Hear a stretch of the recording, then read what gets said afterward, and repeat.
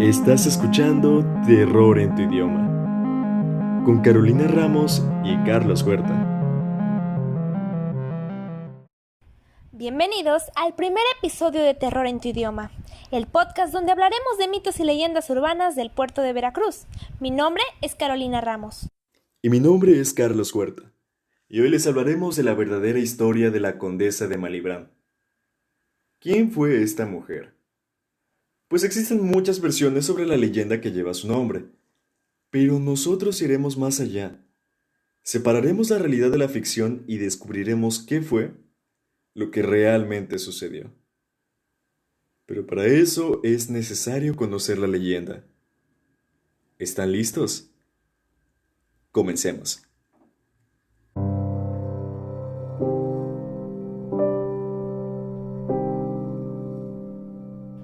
En Veracruz, hace muchos años, se murmuraban cosas muy extrañas.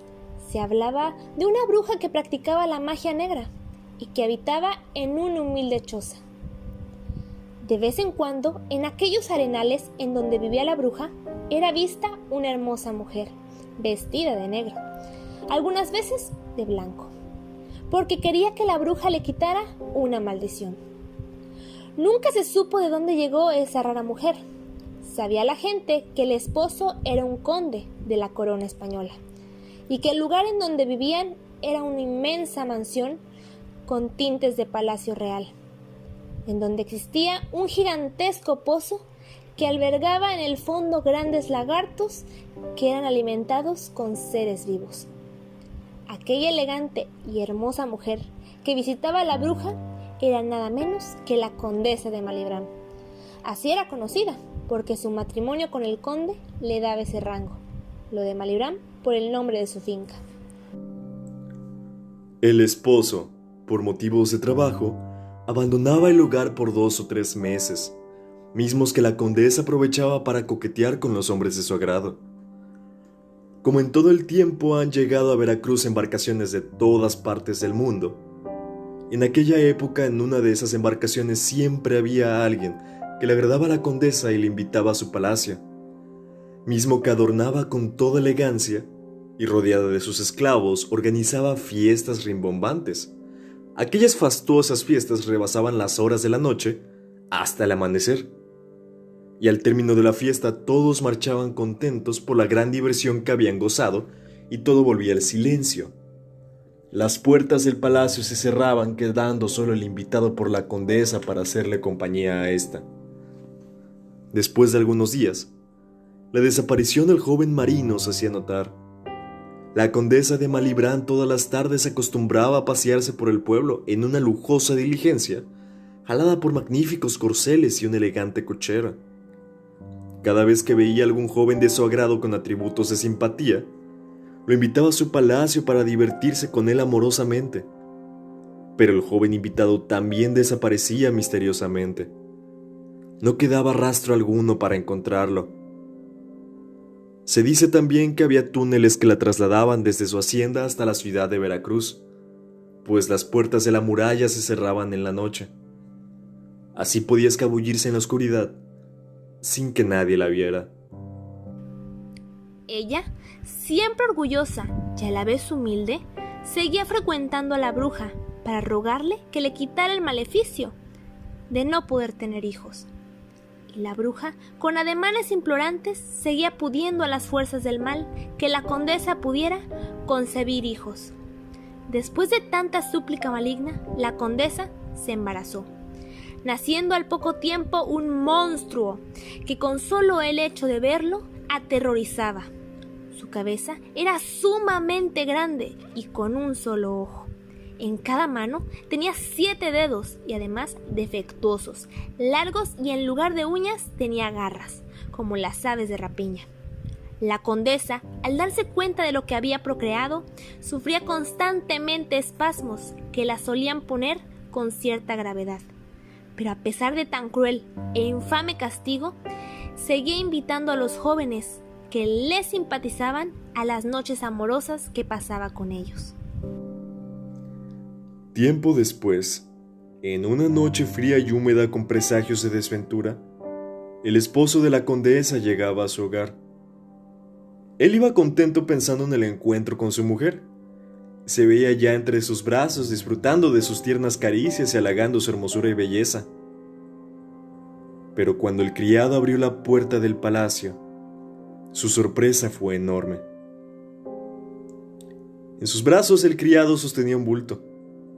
Era el hijo de la condesa.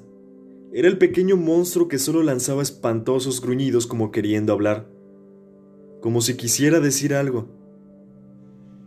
El conde, al darse cuenta de aquella monstruosidad, corrió al lecho de su esposa para preguntarle sobre el pequeño monstruo.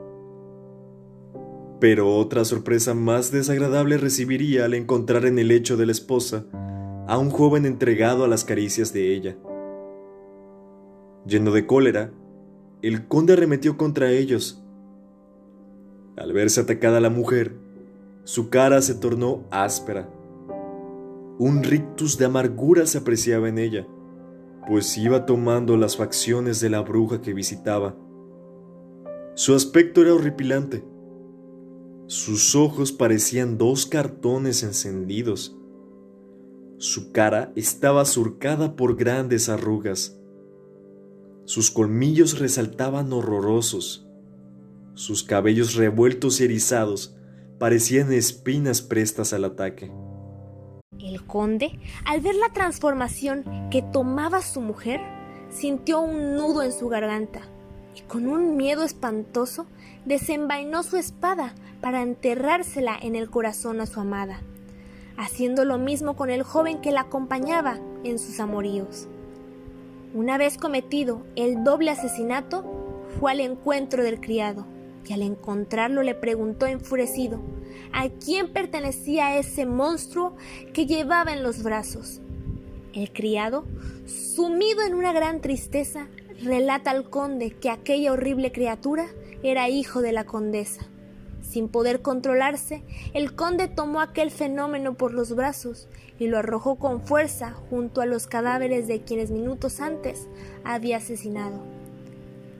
El esclavo negro no sabía qué hacer, temblaba con fuertes convulsiones y en ese estado señalaba hacia aquel pozo siniestro, diciéndole al mismo tiempo que en ese mismo pozo infectado de lagartos, la condesa había arrojado al fondo a varios jóvenes que invitaba a sus orgías, y que junto con ella, primero los mataba a golpes para arrojarlos con toda vileza a que fueran bocado para aquellos animales feroces y hambrientos.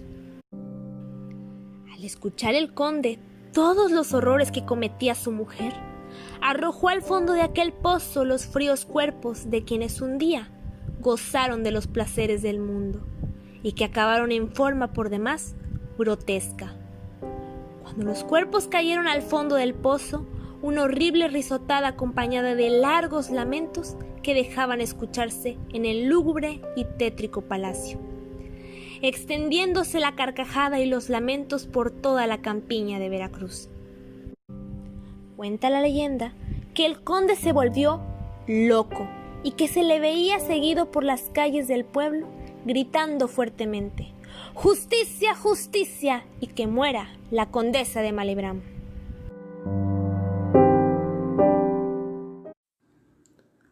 Esta es la leyenda de la condesa de Malibran. ¿Pero qué tan cierta es? ¿Realmente existió una condesa de Malibran? Por lo que hemos investigado, la respuesta es sí, pero aquí es donde descubrimos que la realidad no se asemeja en nada a la ficción. Caro, ¿te parece si contamos la verdadera historia? Claro que sí, Carlos. Para comenzar, la verdadera condesa de Malibran fue una mujer llamada Beatriz del Real, que vivió en el siglo XVIII en el puerto de Veracruz. Hija del capitán Gonzalo del Real y de Ana de Herrera, tuvo varios hermanos, pero solo se conoce el nombre de dos: Blas y María Magdalena, quien en 1757 se casaría con Juan Malibran. ¿Pero quién era Juan Malibran? Ciudadano francés y naturalizado español, Juan Malibran vivió en Veracruz desde 1745 hasta 1766, año en que murió. Desde el siglo XIX se le ha considerado con el título de conde, lo cual es falso y se puede comprobar con el cuadro genealógico. Él proviene de una familia de comerciantes. Asimismo, se le ha considerado como esposo de Beatriz del Real. Igualmente falso, ya que como mencioné, él fue el esposo de la hermana de Beatriz, María Magdalena. En 1751, Beatriz se casó con Lorenzo de Arrinda, quien era militar. Durante su matrimonio con Lorenzo tuvo 4 hijos, los cuales todos murieron antes de 1771. Recordemos que en el pasado la esperanza de vida era muy corta. Lorenzo murió entre mayo y diciembre de 1765, y al quedar viuda, la vida de Beatriz daría un giro y se volvería más pública. A principios de 1766 falleció Juan Malibrán, dejando solo deudas. Los acreedores remataron todos sus bienes para recuperar su dinero, excepto el rancho de Santa Bárbara, que era donde residía por no encontrar comprador. El rancho se ubicaba a unos 2 kilómetros al sur de Veracruz, y estaba dedicado a la cría de ganado, pero también tenía 2 hornos para hacer ladrillos y cal. Años después, entrado el siglo XIX, sería conocido como Rancho o Hacienda Malibrán. En febrero de 1768, ante el deterioro que estaba teniendo, los acreedores decidieron venderlo a Beatriz del Real en 10,000 pesos. En poco tiempo, Beatriz reactivó la producción de cal, teniendo su primer contrato con la Real Hacienda en 1769. Y al poco tiempo empezó a entregar cal a la corona, para las obras que se realizaban en la ciudad y en el castillo de San Juan de Ulúa. El 5 de mayo de 1771, después de 5 años de viudez, Beatriz se casó con Miguel Lazo de la Vega. Ella rondaba los 40 años y él tenía 59. Miguel era comerciante, que había tenido varios contratos con el gobierno virreinal. En 1785 hay una separación del matrimonio después de casi 14 años de unión. En ese momento ella contaba con 55 años y él con 73. Se dice que las disputas se generaron por el patrimonio con que disponía cada uno de ellos. Al final, la pareja vivió separada. No hubo divorcio. En 1795, Miguel murió siendo marido de Beatriz. El 28 de noviembre fue enterrado en el camposanto de la capilla del Santo Cristo del Buen Viaje. Nombró por herederos a sus hijos y Beatriz quedó fuera de los beneficiarios. Beatriz fallece el 14 de septiembre de 1802 y fue enterrada al día siguiente, igual que su marido, en la entrada de la capilla del Santo Cristo del Buen Viaje. Y esta es la historia de la verdadera condesa de Malibrán, quien adquirió su sobrenombre de la hacienda que le había comprado a su cuñado. Probablemente se preguntarán por qué la vida de la pobre de Beatriz del Real se volvió tan conocida por cosas que nunca hizo. El primer registro que se tiene de la leyenda de Beatriz data de 1861, en la novela La Coqueta, de Nicolás Pizarro. Esta novela narra la historia de Magdalena Malibrán, quien se supone era la descendiente de Beatriz del Real. Aquí solo se dice que Beatriz era una viuda acaudalada que constantemente visitaba la ciudad para acudir a fiestas secretas con los nobles de la ciudad. Al morir, su fantasma merodearía la región hasta que el cura de la iglesia del Cristo del Buen Viaje purificó su alma. Años después, como está comprobado que la sociedad veracruzana no es para nada cizañosa, la historia de la viuda a la que le gustaba salir de fiesta empezaría a tomar la forma de la esposa, que engañaba a su marido mientras seducía a hombres y los sacrificaba en el pozo de su hacienda.